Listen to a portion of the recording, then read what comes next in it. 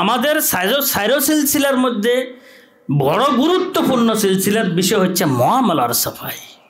এরে বাপরে, সাফাইয়ে মুআমালাত কথা বলছেন তো। আরেকটা হচ্ছে আদাবে মুআশারাত। এই দুটো বিষয় হচ্ছে সবচেয়ে গুরুত্বপূর্ণ। মুআমালা এত সাফ রাখতেন হযরত। এটা মানে আমি আপনাদেরকে বুঝাই, আসলে হাল কি কালে বোঝানো যায়নি, অবস্থা কি আর কথায় বোঝানো যায়? হযরতের কথা হচ্ছে এক পয়সাও যেন কারো আমার মাথার উপরে না থাকে। আমি এখন দুনিয়া থেকে চলে যাব, এক পয়সা যেন কারো আমার মাথার উপরে না থাকে, কথা শেষ। হযরত রহমতুল্লাহ আলাইহি এমন মুআমালার। হ্যাঁ, আমার যদি কোনোখানে কিছু থাকে এটা ভিন্ন হিসাব, কিন্তু আমার কোনো মাথার উপর যেন কারো এক পয়সার যেন না থাকে। আমাদের আহলুল্লাহ, আমাদের আকাবিরদের প্রতিজ্ঞাগুলোর মধ্যে সবচাইতে বড় প্রতিজ্ঞা, ওনাদের সাথে যারা মুতাআল্লিকিন, ওনাদের জন্য সবচাইতে বড় সবক হচ্ছে ভাই মুআমালার সাফাই রাখো। খবরদার, মুআমালার সাফাই রাখো। মুআমালার ব্যাপারে যেন কোনো রকমের কি না থাকে, গোলমাল যেন না থাকে, ইচ্ছে বা অনিচ্ছায় কিচ্ছু যেন না থাকে, একদম সাফ মুআমালা। যা করা সম্ভব তা করার চেষ্টা করা ঠিক নয়। তবে ঠিক আছে না জিনিসটা? আমি যা করতে পারবো এখন আমার দিন, কিন্তু এগুলা করার চেষ্টা করা কিনা ঠিক না। নিজেকে নিয়ন্ত্রণ বিধির ভিতরে রাখা দরকার। যা বলা যায়, বলা সম্ভব, এগুলা বলার চেষ্টা করা কিনা। সুযোগ পাইছি একেবারে আচ্ছা তরফ সে বলে দিলাম না, এটা ইনসাফ হবে না, আদল হবে না, জুলুম হবে।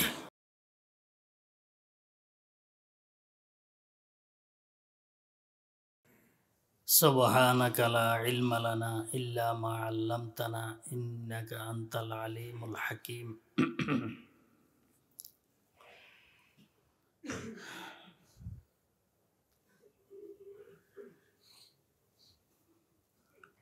তরবিয়তের জন্য ওস্তাদ কি ধরনের হওয়া দরকার, এটা আলোচনা করতেছিলাম।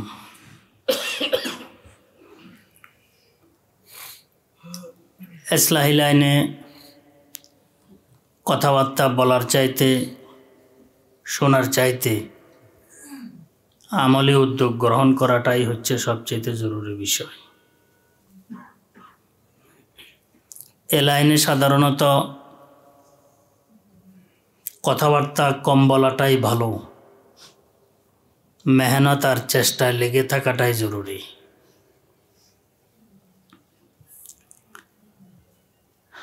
কথাবার্তাগুলো শুনবো, বলতে থাকবো,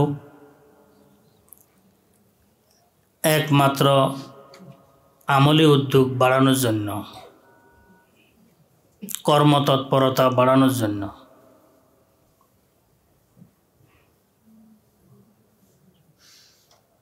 শোনাটা বলাটা যেন রেওয়াজে পরিণত না হয়। প্রতি রবিবার আলোচনা হইতেছে, আমি আলোচনা করতেছি, আমরা শুনতেছি,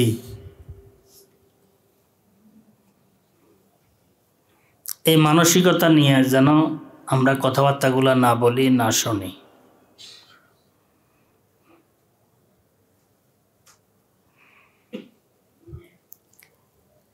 আমি নানুপুর শুধু একবার গিয়েছিলাম, মেখল হাটাজারি থাকাকালীন কোনো দিকে যাওয়ার সুযোগ আমার হয় নাই। কারণ মেখল হাটাজারি কেন্দ্রীয় স্থান, সেখানে চট্টগ্রাম, বাংলাদেশ, বাহিরের বড় বড় আলেম ওলামা সেখানে আসতেছেন। আব্দুর রহিম, আর বাইরে একটা চেয়ার দাও, চিনছ নেই কে? হ্যাঁ, আমি অসুস্থ।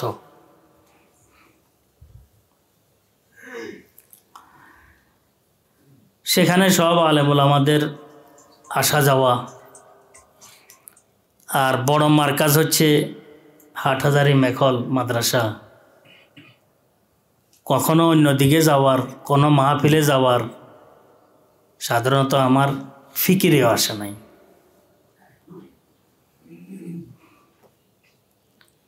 আর যে সমস্ত জায়গাগুলোর মধ্যে আল্লাহ পাক আমাকে রাখছিলেন, আমি ছিলাম, সব জায়গাগুলোর মুরব্বীরা ছিলেন জমে বসে রাহেনেওয়ালা, এরা জমে বসে থাকেন। লস্করহাট আমি পড়ালেখা করছি। আমার মামা যান রহমতুল্লাহ আলাইহি, মাহমুদুর রহমান, ওনার বহু এহসান আমার উপরে আছে। তো উনি লস্করহাট মাদ্রাসার মোহতেম সাহেব ছিলেন, আমার আপন মামা একজন ছিলেন। উনি কোথাও যেতেন না, এই মাদ্রাসা নিয়ে আসেন। আমি আসলে এরকম জমে বসে থাকেন মাদ্রাসার দায়িত্বশীলদেরকে বহু কমে দেখেছি। আমি যেগুলোর মধ্যে পড়ালেখা করছি এগুলা ছাড়ার কথা বলছি।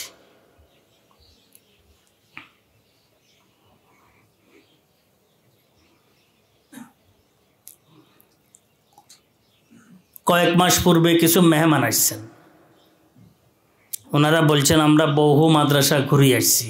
এটা কি 11তম না 12তম মাদ্রাসা বলছেন।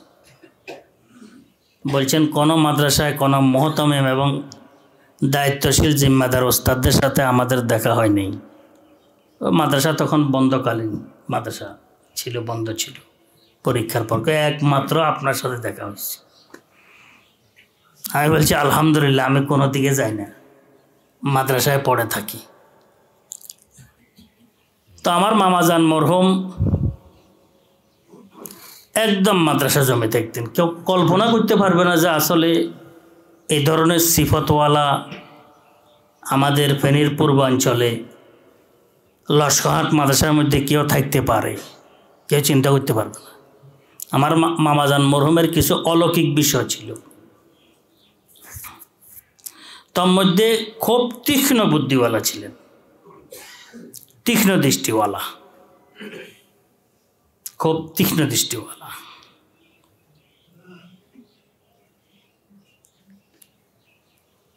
একদম জমে বসে থাকতেন। মাদ্রাসা খোলা হোক, মাদ্রাসা বন্ধ হোক, ঈদের পরের দিন হোক, ঈদের আগের দিন হোক, ঈদের দিনে চলে আসতেন।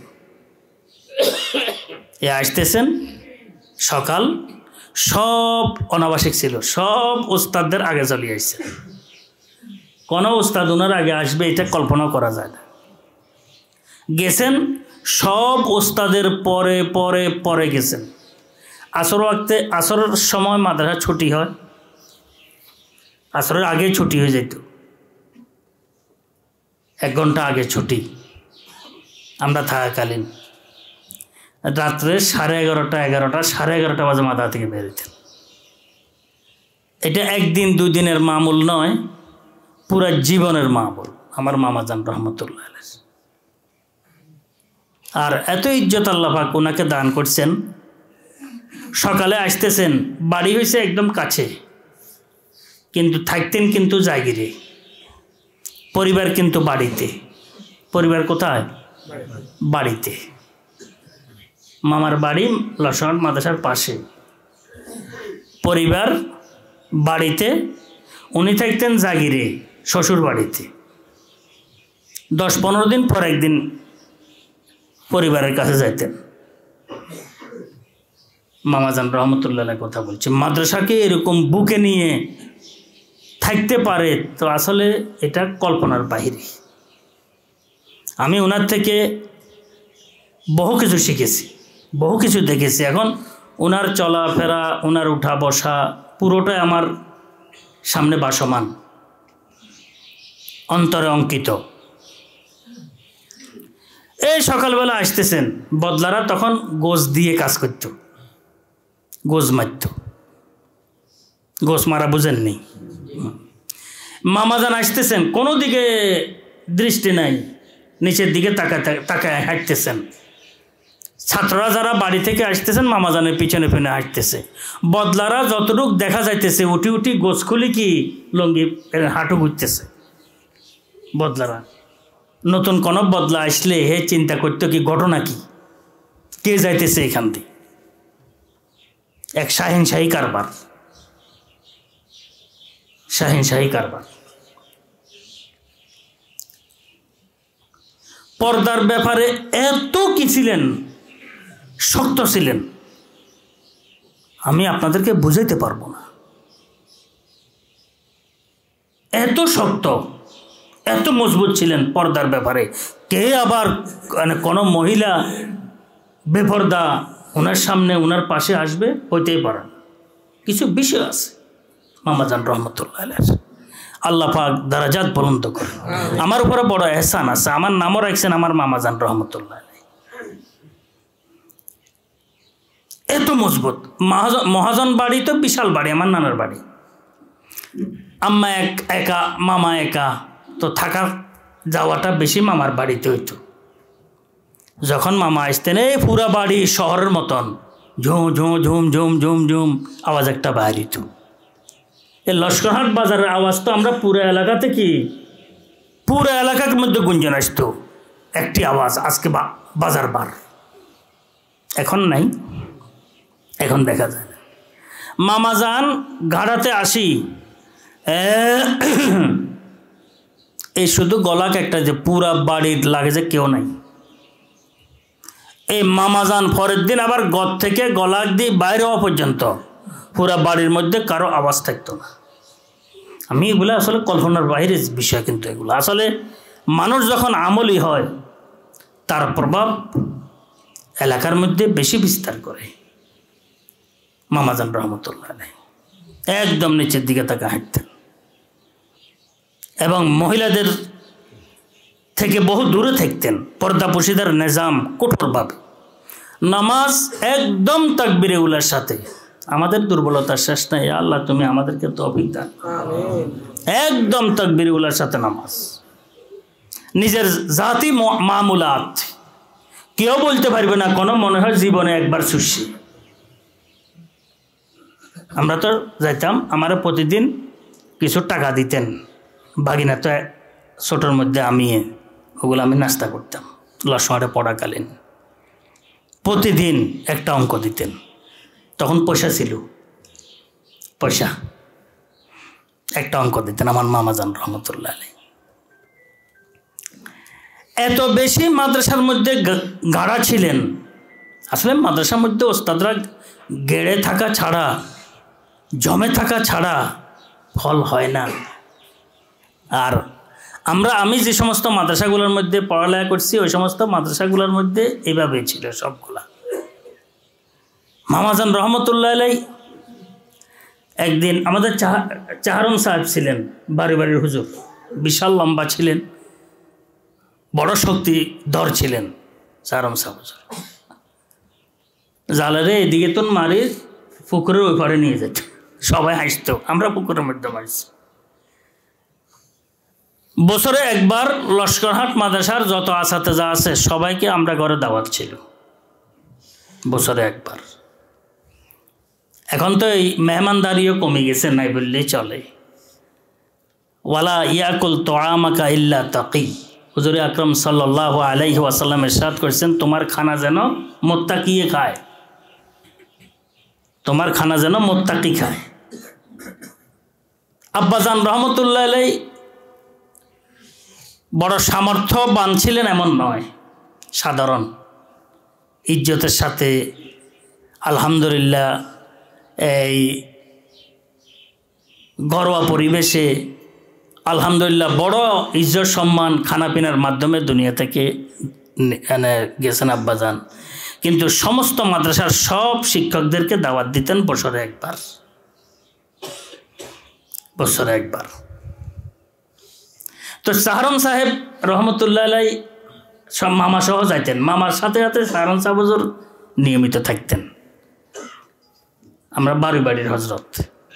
তো এখানে মাদ্রাসা যখন হইতেছিল বহু কথাবার্তা বহু দিক দিয়ে আসছে, বহু অ্যাঙ্গেল থেকে আসছে, কিন্তু আমি আশ্চর্য যাই যে আমার ওস্তাদ চাহারম সাহেব রহমতুল্লাহের পক্ষ থেকে একটি কথাও আসে নাই,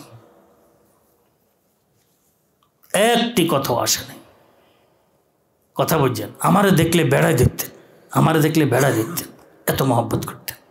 আল্লাহ পাক জান্নাতের উচ্চ মাকাম দান করেন। তো ছাত্র একটা বহু দূরে যাইতেছে, এক চোখের পথ। মামাই বলতেছেন, সারন সাহ হুজুর। হুজুর ওই কে দেখেন তো একটু, ওই তো সারন সাহ হুজুর। হুজুর বহু দূরে, আয় তো চিনতে পারতেছি না। তো শোনেন, যে মুরগি নিজের বাচ্চাকে চিনে না, হে মুরগি কিভাবে হয়? এটা হচ্ছে অমুক, সেখান থেকে যাইতেছে। এত চতুর ছিলেন মামাজান রহমতুল্লাহ। আর ছাত্রদের প্রতি এত লক্ষ্য রাখতেন। কার ক্ষমতা যে এক আইন বিধানের বিপরীত করবে কোনো ছাত্র, নেজামের বিপরীত চলবে, এগুলা বলতে গেলে তো বিশাল লম্বা ইতিহাস হয়ে যায়। তো লস্করহাট ছিলাম, সেখানেও আমার মামাজান একদম জমে থাকতেন মাদ্রাসা বুকে নিয়ে। বাস মাদ্রাসা বুকে নিয়ে আসে, মাদ্রাসার কখনো মাদ্রাসাকে ছাড়েন নাই। আর মামাজানের আরেক কারামত ছিল হিসাব নিকাশের সুরক্ষণ। পাই তখন তো আধুনিক হিসাব নিকাশের কোনো নিজাম নিয়মও ছিল না, একদম পাই হিসাব, পাই হিসাব। কেউ সেখানে আঙ্গুল রাখা তো দূরের কথা, চোখও রাখার তার কি নেই, হ্যাঁ সাহস নেই। আর লেখা এত সুন্দর ছিল, এত পরিষ্কার ছিল, যেটা দৃষ্টান্ত দেওয়া যায়। মাদ্রাসার হেমবিল পোস্টার কলমে লিখতেন, সব আমার মামাজানে লিখতেন, আমার মামাজান রহমতুল্লাহ আলাইহি। মামাজানের লেখা এত সুন্দর, মামাজান বলতেছেন আমি শুধু হাতে লিখলে সুন্দর হয় তা নয়, পায়ে লিখলেও সুন্দর হবে আমার। উনি সব সময় এইভাবে মানে যেখানে বসেন সেখানে কি যে যেটার উপরে মেহনত করে, আল্লাহ পাকে বড় দান করছিলেন। তো এক সময় মামাজানের হিসাব নিকাশ নিয়ে একটি বড় পেরেশানের, মানে একজন বড় আপত্তি উঠাইছিল। আমরা যে সমস্ত দিনী মাদ্রাসাগুলো আছে, আমরা আমাদের সাথী ভাইদেরকে বুঝাইতে পারি না। মাদ্রাসা জাগতিকভাবে রাষ্ট্রীয় ক্ষেত্রে মাদ্রাসার পড়া কী হর, লেখা কী হর, কি তালিম কি, তরবিয়ত কি, সাধারণত এই বিষয়গুলো কেউ মাথাও ঘামায় না, চিন্তাও করে না। জাগতিকভাবে মাদ্রাসার নাম হচ্ছে হিসাব নিকাশের। কিসের? হিসাব নিকাশের। কিন্তু আমরা সব কিছু করি, একবারে স্বচ্ছতা আছে, সঠিকভাবে চলি, কিন্তু হিসাব নিকাশের সুরক্ষা আমাদের কাছে নাই। হিসাব নিকাশের সুরক্ষা আমাদের কাছে নাই। সুন্দরভাবে রক্ষণাবেক্ষণ করব, এটাকে এমনভাবে করব, একজন মানুষ যদি দেখার জন্য আসে, হে যেন দেখে শিক্ষা অর্জন করতে পারে, এমন হওয়া দরকার। এই শিক্ষা অর্জন করতে, ওরে কি আমি কি, এরা তো আমার ধারণা নয়, আমার জ্ঞানের চাইতে এদের কি কাজকর্ম উঠবে, এমন হওয়া দরকার। ওলামায়ে কেরাম আদর্শ হওয়া দরকার। কিন্তু পরিতাপের বিষয়, আমাদের মাদ্রাসাগুলোর হিসাব নিকাশের বহু ক্ষেত্রে দেখা যায় সব ঠিক, কিন্তু গোলানি গোসানি সাজানো এই বিষয়গুলো সাধারণত কম হওয়ার কারণে বহু মহতারাম সাহেবান দায়িত্বশীল হজরত এই বদনাম হয়ে যান, বদনামের সম্মুখীন হয়ে যায়। তো আমি অনুরোধ রাখবো যে আসলে আমরা হিসাব নিকাশটাকে আমরা খুব ভালোভাবে কি করি, হাতে নেই।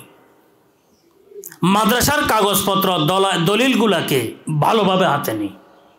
কোথায় কি আছে, কি কোথায় আছে, কত ডিসিম আছে, শতক আছে, তারপরে কাগজগুলা কোথায় আছে, মূল দলিল কি, বায়া দলিল কি, সবগুলা সাজাই একদম জমা খারেজ করি আমরা কি মাদ্রাসার জিনিসগুলোকে সামলানো দরকার। এটা প্রত্যেকটি মুহতামিমের গুরু দায়িত্ব, এটা হচ্ছে আসল দায়িত্ব, এটাকে সাজানো। হিসাব নিকাশ সবচেয়ে গুরুত্বপূর্ণ বিষয়, কিন্তু আমাদেরকে যদি এটা বলে এটা আমরা ব্যাবল্য হয়ে থাকি, কারণ আমাদের হিসাব নিকাশ গোছানো নাই, সাজানো নাই। আমাদের ফেনীর মুরব্বীদের মধ্যে ফুলগাজীর হজরত তনজিমুল মাদারিসুল কওমিয়ার সেক্রেটারি ছিলেন, জেনারেল সেক্রেটারি। উনি আখেরি বৈঠক লালফল বসছেন এরপরে বসছেন কিনা বা আমি সহ আর কোনো মাদ্রাসায় সুরের মধ্যে বসার সুযোগ হয় নাই। তো উনি বড় একটা নিঃশ্বাস ফেলি, উনি কেমন মাহের ছিলেন। এখান থেকে সুরের কাজ চলের, এখান দিয়ে উনি রেজলিউশন খাতার মধ্যে নিজ কলমে সব সিদ্ধান্তগুলো সুষ্ঠু সুন্দর ভাষায় জামে মানের সাথে উনি কি লিখে ফেলছেন। এই সভাপতি সাহেব সবার সমাপ্তি ঘোষণা করার পূর্বেই বলছে আজকে কি কি সিদ্ধান্ত হয়েছে আমি শুনাই দিই, নিজে পড়ে দিতেছেন, কোনো খসড়া নাই, কিচ্ছু নেই। কেমন এক যোগ্য ছিলেন জানেন ফুলগাজীর হজরত রহমতুল্লাহ আলাইহি। আল্লাহ পাক হজরতের মকাম বুলন্দ করে, আর একদম মাটি ছিলেন, মাটি মাটি মাটি, কথা বলছেন। তো উনি বলছেন লালপোল বৈঠকের মধ্যে, লালপোল তখন আমাদের হজরত ছিলেন, লালপোলের হজরত রহমতুল্লাহ আলাইহি বলছেন আমাদের লেনদেন মুআমালা সব ঠিক আছে, কোনো রকমের ব্যতিক্রম নাই। টাকাগুলাকে যথাযথভাবে আমরা কি করি, খরচ করি, এগুলাকে আমরা রক্ষণাবেক্ষণ করি, জায়গা মতো এগুলার আমরা খাত অনুযায়ী খরচ করি, ক্ষেত্র অনুযায়ী। বলছে কিন্তু আমাদের লেখালেখির বিষয়টি দুর্বল হওয়ার কারণে আমরা বদনাম হইয়া যাই। সাধু কিন্তু কাগজে কলমে আমরা বদনাম, আর মানুষ সাধারণত কাগজ কলমের বিষয়টি দেখে। আর বলছেন বড় বড় ডাকু কলমের খোঁচায় কোটি কোটি টাকা কি আত্মসাৎ করতেছে, এরা সাধু কেন? কাগজ কলম শুদ্ধ হওয়ার কারণে। কাগজে কলমে এরা সাধু, কিন্তু বড় বড় বিতর্গত কি ডাকু, আত্মসাৎকারী। আর এখানে বিতর্গত কিচ্ছু নাই, খেয়ানত, কিন্তু কাগজে কলমে দোষী হইয়া রয়েছে। এটা শেষ কথা বলছেন, আমরা এগুলো খেয়াল করা দরকার। এটা বলছেন শেষ কথা ফুলগাজীর হজরত রহমতুল্লাহ আলাইহি বৈঠকের মধ্যে। আমি বহু জায়গার মধ্যে এটা আবার নকল করি। তো আমার অনুরোধ থাকবে আমরা মাদ্রাসার কাগজগুলা একদম সাজায় গোছায় রাখবো, দলিলের কাগজগুলা নিয়মিত এগুলার খাজনা ইত্যাদি জমা খারিজ করে একদম পরিষ্কার রাখবো, ফ্রেশ রাখবো। আল্লাহ পাক তৌফিক দান করে। দ্বিতীয় নম্বর, যত কষ্ট হোক হিসাব নিকাশ যেন আজকের হিসাব কালকে না লেখি, আমি আজকের হিসাব যেন কালকে না লেখি, আমি যেন হিসাবকে দেরি না করি, দিনের হিসাব দিনে লেখি বেলায়। আর যদি আল্লাহ ক্ষমা করেন কোনো সময় নিজের জরুরতের তাড়নায় টাকার দিকে লক্ষ্য যায়, তো সাথে সাথে ইস্তিফা দিয়ে আমি এখান থেকে চলে আসবো। এই আগুন পেটের মধ্যে ঢুকানোর দরকার নাই। করজও নেওয়া জায়েজ নেই মাদ্রাসার পর, টাকা পয়সা করজ লেনদেন কি নাই জায়েজ নেই। যে আমি আসলে ক্যাশে আসি, আমি একটি দায়িত্বে আসি, একটি ফরিকে আসি, একটি ক্ষেত্রে আসি, আজকে আমার 50 টাকা দরকার, আমি তো কালকে দিবা লাগবে, তো 50 টাকা আমি ব্যাংলাম, এটা শরআন হারাম, জায়েজ নেই, এটা শরআন জায়েজ নেই। আপনি কে টাকা এগুলা এনে ভাঙ্গার? এগুলো তো বাইতুল মালের টাকা, মাদ্রাসার টাকা, এগুলো আপনি কিভাবে ভাঙবেন? দরকার হলে উপাস থাকবো, কিন্তু টাকার দিকে তাকাবো না। টাকার দিকে দৃষ্টি এসে যাবে, তখন আমি সেখান থেকে ইস্তিফা দিয়ে চলে যাব, বাবা দরকার নাই। এই আল্লাহর রাসূলের ঘরের ভিতর দিয়ে জাহান্নামের রাস্তা আমি নির্মাণ করব না। আল্লাহ আমাকে হেফাজত করেন। বাস, যে ব্যক্তি হিম্মতের সাথে এইভাবে বিষয়গুলোকে গ্রহণ করে, বেশি দেরি হয় না, তাকে আল্লাহ পাক গণী এবং ধনী বানাইতেন। আমরা সাধারণত সামান্য চকলেট ইত্যাদির দিকে দৃষ্টি করার কারণে আমাদের আসলে মাল ইত্যাদির মধ্যে, আমাদের রিজিকের মধ্যে কোনো রকমের বরকত হয় না, কিছুই হয় না, বরকত হয় না। আমাদের কাজ হচ্ছে মাখলুক বিমুখ হওয়া, আল্লাহমুখী হওয়া, এটা হচ্ছে প্রধান কাজ আমাদের। কে আমার কোনো ক্ষতি হওয়ার কিনা, আমি কোনো মাসালার বিপরীতে করতেছি কিনা, এটা হচ্ছে মেন বিষয়। দিনের হিসাব দিনে আমি কি করব, পরিষ্কার করে নেব। হজরত রহমতুল্লাহ আনোয়ার রশিদের মধ্যে হজরতে লিখছেন যে তখনকার মনে হয় 4 আনা 25 পয়সা লিখছেন, আমি ভুলে গেছি। বলছেন 25 পয়সার হিসাব আমার মিলতে ছিল না। পুরা রাত্র আমি হিসাব নিয়ে বসেছিলাম, 1 মিনিটও ঘুমাই নাই, যতক্ষণ পর্যন্ত নাকি এই হিসাব কি পুরাপুরি মিলে নাই। এরা হচ্ছেন আহলুল্লাহ, এরা হচ্ছেন আল্লাহওয়ালা। এরা আল্লাহ পাককে শাহেদ হাজির নাজির মনে করেন। আল্লাহ পাকের দরবারে উপস্থিত অনিবার্য হবেন, এটা এদের আকীদা আছে, ইতিকাদ আছে। যার মাথার মধ্যে আল্লাহ পাকের দরবারে আমাকে উপস্থিত হইতে হবে। ইয়াউমা তুবলা সারাইরু ফামা লাহু মিন কুওয়াতিন ওয়ালা নাসির ওয়া হুসিলা মা ফিস সুদূর আল্লাহু হাজিরি আল্লাহু নাজিরি আল্লাহু মাই। যার দিলের মধ্যে এটা থাকবে, খেয়ানতের দৃষ্টি তার কখনো কি তার মধ্যে আসতে পারে না। এই কারণে সবচেয়ে গুরুত্বপূর্ণ বিষয় হচ্ছে তাকওয়া অর্জন করা। ইন্না আকরামাকুম ইনদাল্লাহি আতকাকুম। সবচেয়ে মুত্তাকি যে সে আল্লাহ পাকের দরবারে সবচেয়ে নাকি মুআজ্জাজ, সম্মানিত। তো বলতেছিলাম হিসাব নিকাশ পরিষ্কার রাখা 2 নম্বর, এটা অতীব জরুরি। খাই না খাই, ঘুমাই না ঘুমাই, কাজকর্ম সবগুলা পরিহার করে হিসাব নিকাশকে এত স্বচ্ছ পরিষ্কার, এত কি একদম যোগ উপযোগী রাখার চেষ্টা করব, যে কেউ যেন আসলে হে যেন চোখ কপালে উঠে যায়, আরে আল্লাহ, এইভাবে হিসাব নিকাশ চোখ কপালে যেন উঠে যায়। এই হচ্ছে আসল কি আমানতদার, আসল কি আলেম। আদর্শ মানব ছাড়া দিনই দায়িত্বগুলা যদি কেউ পালন করে, তাহলে তার দ্বারাই দিনের লাভ হয় না, দিনের কি হয়, ক্ষতি হয়। এটা খুব লক্ষ্য রাখবেন। আল্লাহ তুমি আমাদেরকে তৌফিক দান, আদর্শ মানব হবার তৌফিক দান। জি, যেন মানুষ আমাদের সব কিছু থেকে শিখতে পারে। এগুলা হিসাব নিকাশের বিষয়টি খুব জরুরি, খুবই গুরুত্বপূর্ণ বিষয়।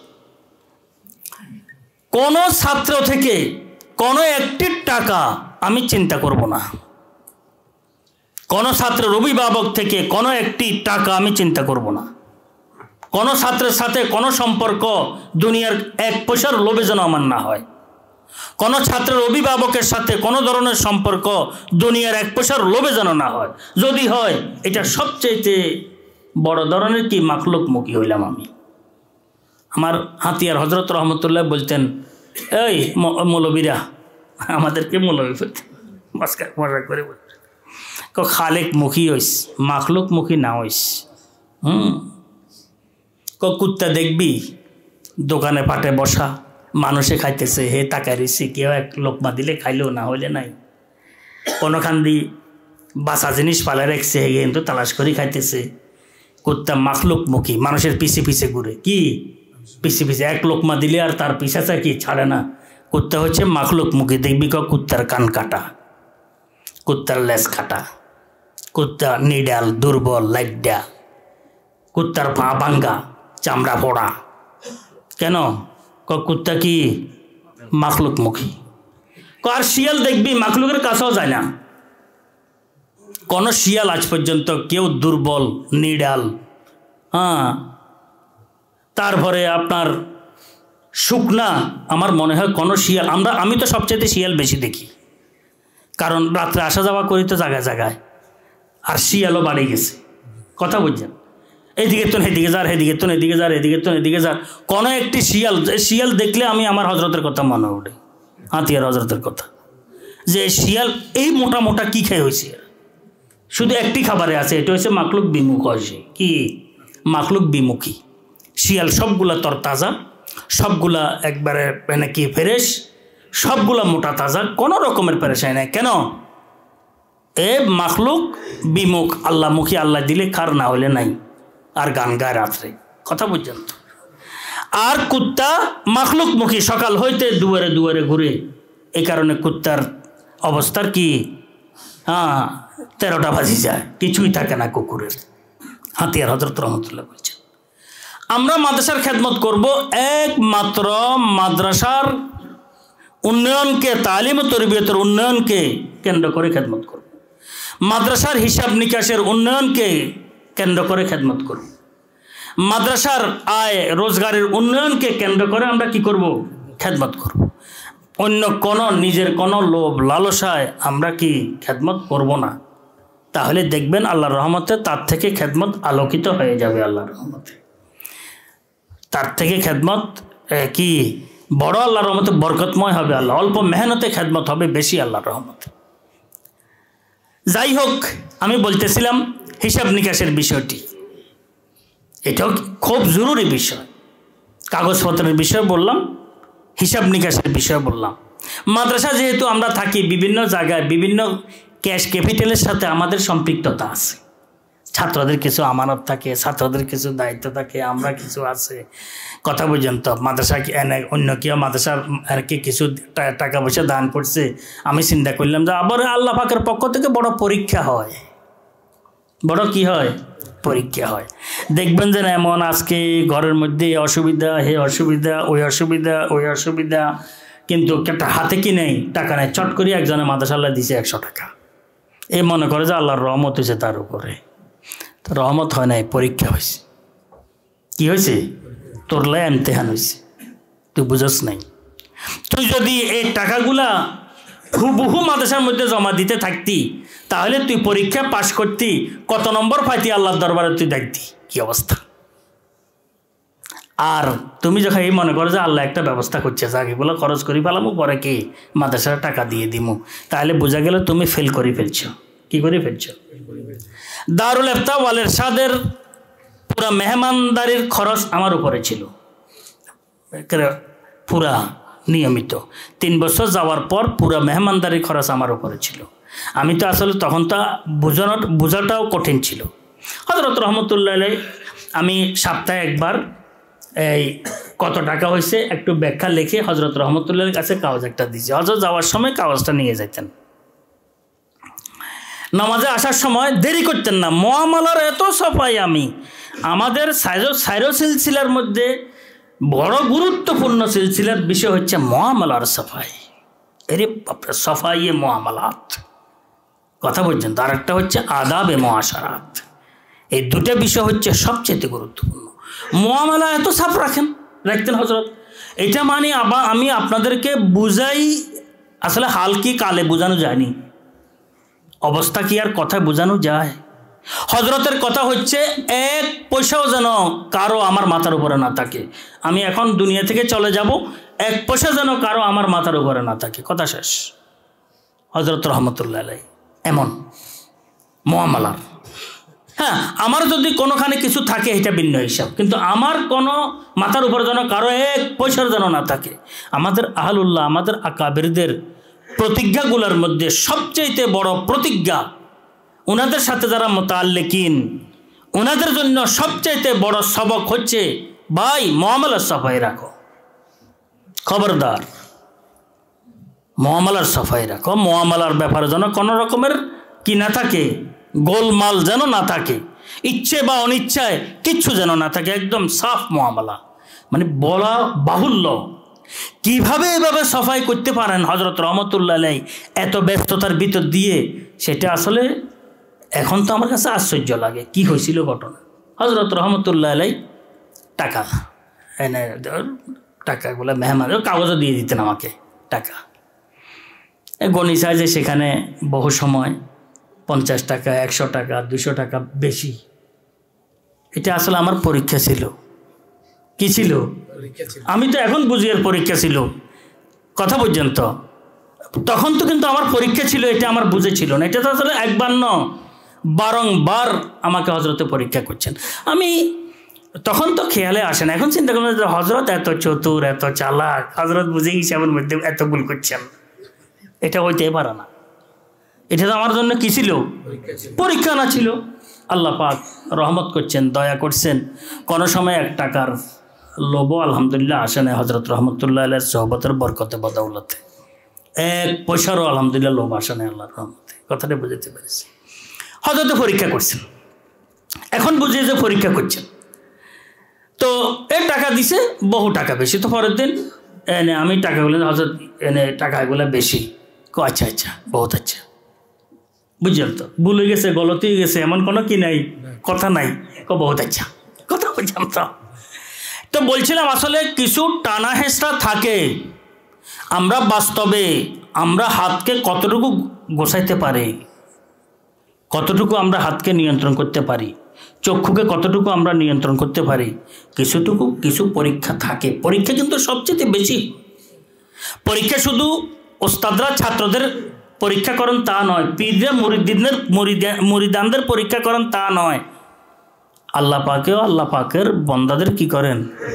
উলাইকা আল্লাযীনা ইমতাহানাল্লাহু কুলুবাহুম লিত্তাকওয়া, উলাইকা আল্লাযীনা ইমতাহানাল্লাহু কুলুবাহুম লিত্তাকওয়া। সাহাবায়ে কেরামদের শানে আল্লাহ পাক ইরশাদ করেন, এদেরকে আল্লাহ পাক তাকওয়ার জন্য বহু পরীক্ষা করছেন। তাকওয়া এরা পাবেন কিনা পরীক্ষা করে এরা পাশ করছেন, তারপর তাকওয়া দান করছেন। কেমন? আসহাবে বদরের জন্য হুজুর আকরাম সাল্লাল্লাহু আলাইহি ওয়াসাল্লাম এলান করে দিয়েছেন, এমন আল্লাহ পাকের পরীক্ষা পাশ করছেন ওনারা, এ মালু মা শিইতুম কাদ গাফারাল্লাহু লাকুম। আল্লাহু আকবার। এ মালু মা শিইতুম কাদ গাফারাল্লাহু লাকুম, যা ইচ্ছা তাই করো, আল্লাহ তোমাদেরকে ক্ষমা করে দিয়েছেন। এটা আসলে বাপের সন্তানকে বলে, যখন সন্তানের উপরে বাপের পুরা কি আস্থা এসে যায়, যে তুমি আরো জিজ্ঞেস করা লাগবে না, যা ইচ্ছা তাই করি। হযরত রহমতুল্লাহ আমাকে এইভাবে বলছেন যে যখন 1 বছর 2 বছর 3 বছর 4 বছর 5 বছর হয়ে গেছে, আমি তো সাইড দেওয়ারি আছে, তো সাইড দেওয়ারে তো বাইর হইতে কিন্তু অনুমতি নিয়ে বের হইতে হয়। যদি কোনো সময় উস্তাদ না থাকেন আর বাইর হওয়া যাবে না, এটা মানে আইনের বিধানে নাই, আইনে নাই, বিধানে নাই।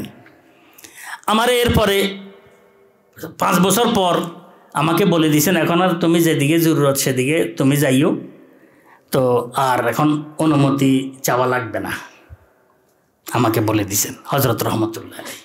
ওস্তাদও বলছেন, ওস্তাদের হযরতের কথা ওস্তাদে আমাকে বলছেন যে এখন আপনার যেদিকে ইচ্ছে সেদিকে আপনি যাইয়েন, এখন আপনার অনুমতি আর লাগবে না। কিন্তু আল্লাহ পাকের ফজল, আল্লাহ পাকের করম, আমি আসার দিন পর্যন্ত অনুমতি ছাড়া গেটের বাইরে একদিনও যাই নাই। আলহামদুলিল্লাহ, আসার দিন পর্যন্ত অনুমতি ছাড়া একদিনও গেটের বাইরে আমি যাই নাই। তাহলে এটাও তো একটা পরীক্ষা, কি আমি আজাদিয়তের সাথে চলি না, ঘুরাফেরা করি বাইরে, বুঝেন নাই কথা? ঠিক।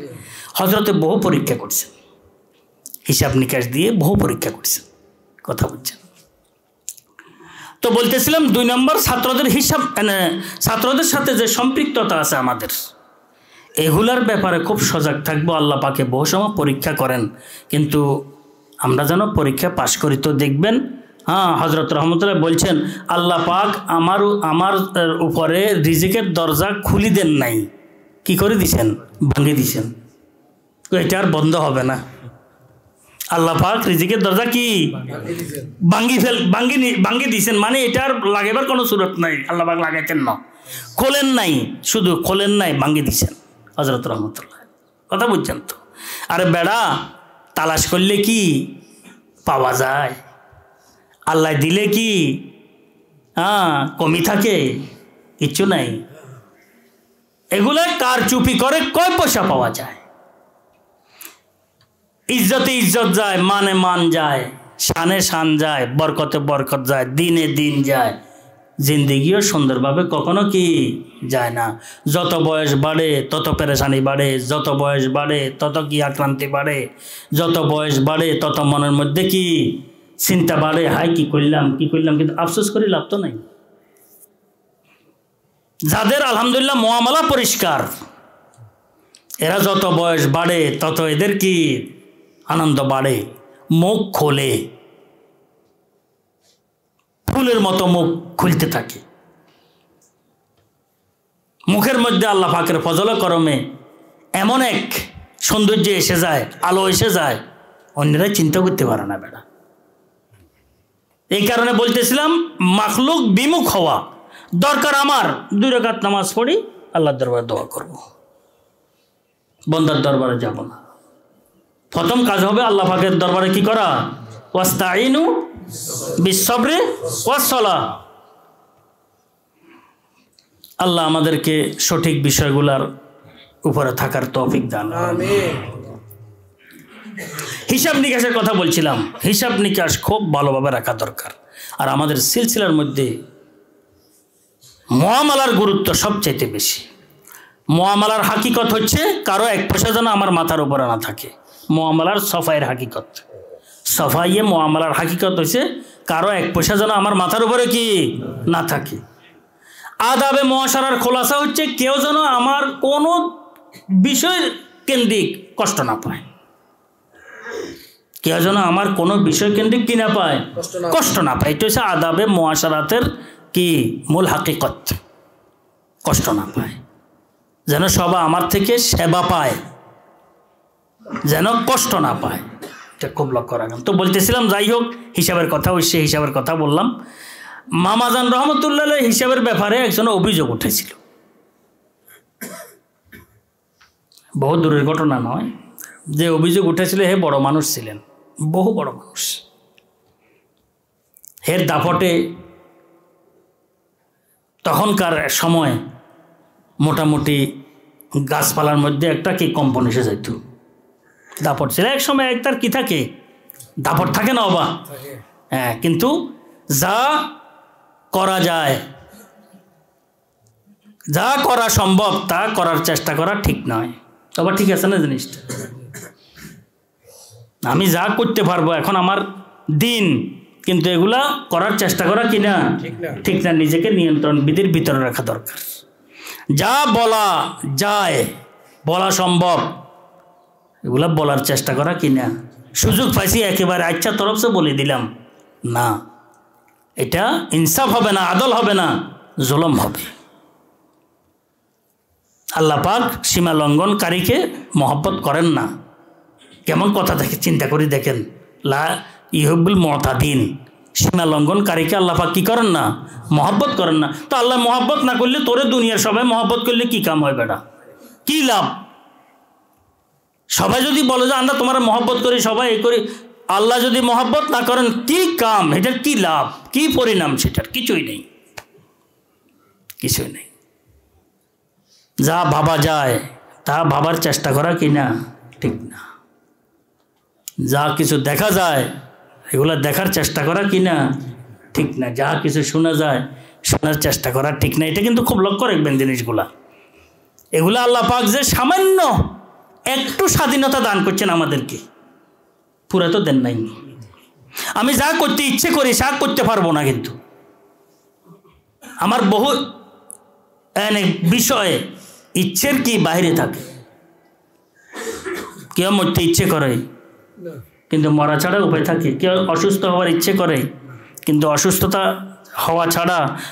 হওয়া ছাড়া তার কি কোনো রাস্তা আছে? হাজি, রাস্তা নাই। কেউ চেয়ার ছাড়তে ইচ্ছে করে কিন্তু চেয়ার কি ছাড়তে হয়, জি। কিন্তু কেউ বলছে এটা দুনিয়াদারের কথা বলছি। আহলুল্লাহ আল্লাহওয়ালারা এগুলো চিন্তা করেন না, এগুলো চিন্তা করেন না আহলুল্লাহ আল্লাহওয়ালারা। এই কারণে এদেরকে বলা হয় মুকুটবিহীন সম্রাট। এরা মুকুটবিহীন কি, এরা মরিয়াও অমর, মরিয়াও কি অমর।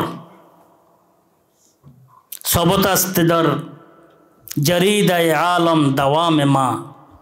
হজরত সিরাজি রহমতুল্লাহ আলাইহি, হাফেজ সিরাজি রহমতুল্লাহ আলাইহি, উনি বলছেন সবতাস্তেবর জরিদায় আলম দাওয়ামে মা। দুনিয়ার মধ্যে আমাদের আল্লাহ পাকের ফজল করমে একেবারে মরিও অমর থাকার বিষয়টি আল্লাহ পাক কি রাখে দিয়েছেন। বহু মানুষ চায় কি আমি কি মরিও যেন অমর থাকি, এই রোডের নাম করে, ওই রোডের নাম করে, ওইটার নাম করে, কিন্তু কিচ্ছু নেই, সব চলে গেছে। আর বহুত জন চায় না, কিন্তু আহলুল্লাহ আল্লাহওয়ালাদেরকে আল্লাহ পাক এমন একটি হায়াত দান করেন, সে মরিয়াও কি অমর, মরিয়াও অমর। মামাজানের বিপরীতে অভিযোগ আসছে, সরকারি লোক আসছে, অর্থ তসরুফের। এরা আসছে, মামার হিসাব নিকাশ দেখি ক হুজুর ক্ষমা করবেন, আমরা চাপে আসছি, আমাদের জিন্দিগিতে অ্যান্টি কারাপশনের লোকেরা আসছিল, আমাদের জিন্দিগিতে এত পরিষ্কার হিসাব দুনিয়াতে আমরা কোথাও দেখিও নাই, সামনে দেখবো নি, এটা আমরা চিন্তা করতে পারি না। বুঝছেননি কথাটি? এমনভাবে বলে গেছে।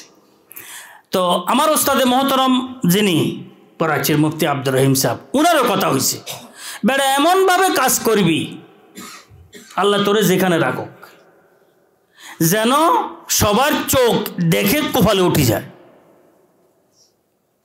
মানে সবাই যেন আশ্চর্যান্বিত হইয়া যায়, কি হইল, এত সুন্দরভাবে কিভাবে সাজা, এত সুষ্ঠুভাবে কিভাবে এটাকে আঞ্জাম দেয়, এমন হওয়া দরকার।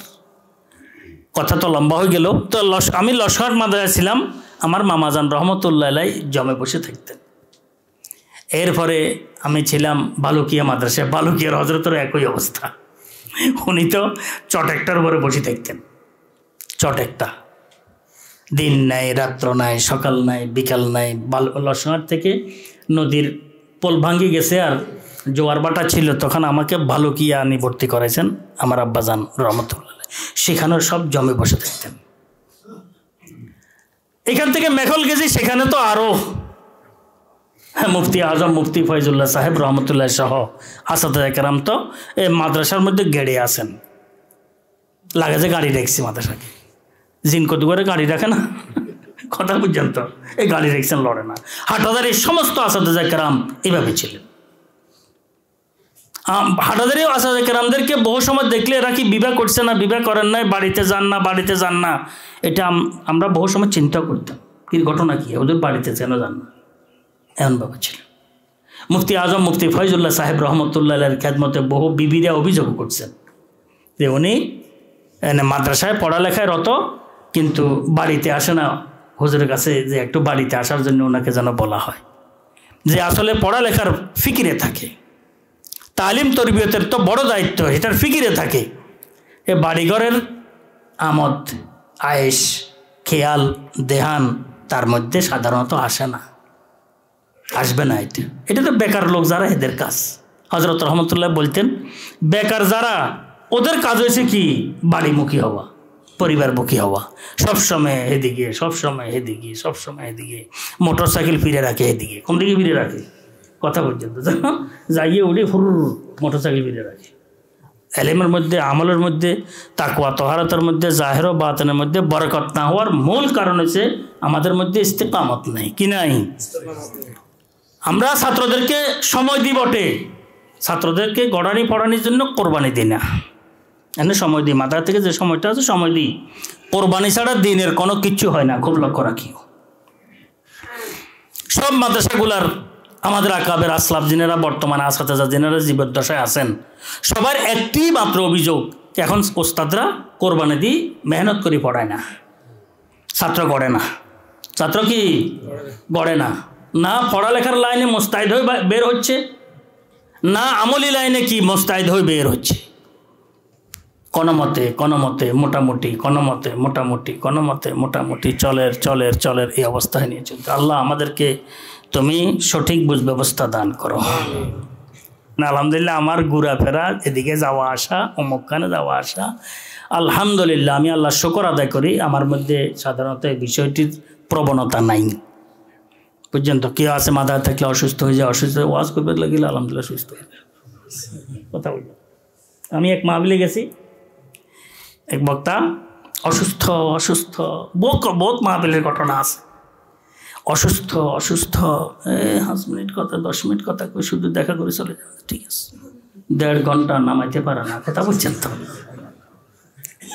একজনে কয় হুজুর সুস্থ হলে কি অবস্থা করতেন আল্লাহ জানে, অসুস্থ এই অবস্থা শুরু করছেন। যাই তো বলার উদ্দেশ্য হয়েছে আলহামদুলিল্লাহ এমন নয়, আমি এমনি সবসময় মাদ্রাসার মধ্যে আসি, কোনোখানে একটু বাইরে গেলে কই দেখেন তো মাদ্রাসার মধ্যে আসলে কি যে ভালো লাগে, আলহামদুলিল্লাহ আলহামদুলিল্লাহ। এখানে আল্লাহর ঘর, আল্লাহর রাসূলের ঘর, আল্লাহর মেহমান যারা আছে, ওয়ারাহাতুল আম্বিয়া, পরিবেশ আলহামদুলিল্লাহ সুন্দর। এনে মাথা হাত আসলে মাত্র দিল টিল একদম কি প্রফুল্ল হইয়া যায়, মানে হালাতে দিগর হইয়া যায়, দিগর গুণ। তো এই কারণে বাইরে কোথাও আমি যাইতাম না।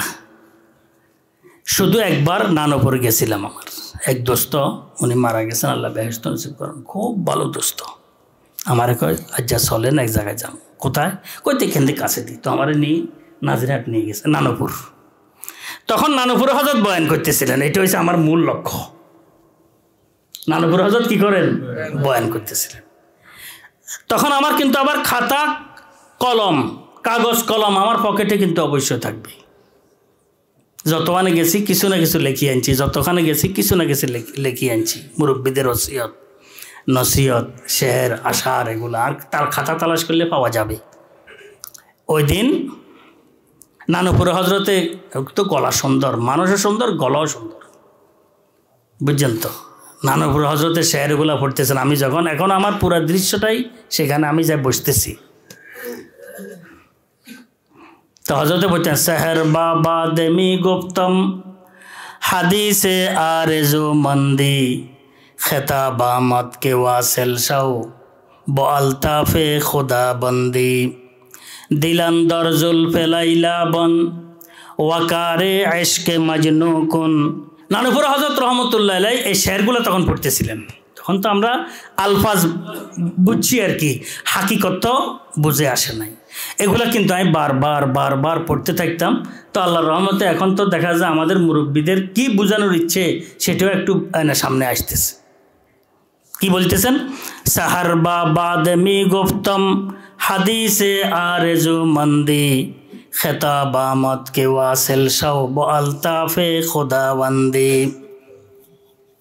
আখেরি সব রাত্রের আখেরি অংশে বাতাসের সাথে আমি আলোচনা করতেছিলাম। শায়েরেরা একটা মুখাতব ঠিক করেন, কার সাথে সম্বোধন করে কথা বলবেন। কোনো সময় আলোর সাথে, কোনো সময় বাতাসের সাথে। এটা শায়েরদের একটা পরিভাষা। কোনো সময় কারো একজনকে ঠিক করে, কোনো সময় দুজনকে ঠিক করে কথাগুলো কি বলেন। শায়েরদের একটা কি আছে নিয়ম। অধিকাংশ আহলুল্লাহ আল্লাহওয়ালারা নিজেদেরকে লক্ষ্য করি বলেন। কাকে? নিজেদেরকে লক্ষ্য করি বলেন। এটা শায়েরদের একটা নিজাম নিয়ম আছে। আহলুল্লাহ আল্লাহওয়ালাদের নিজাম নিয়ম নিজেদেরকে লক্ষ্য করে বলা, কিন্তু এখানে বাতাসকে লক্ষ্য করে বলতেছে। আখেরি সবের বাতাসকে লক্ষ্য করে আমি বললাম, আমি একটু মাহবুবে হাকিকির দরবারে যেতে ইচ্ছে করি, তুই আমার একটু নিয়ে চল। কেমন লাগে যে কথাটা?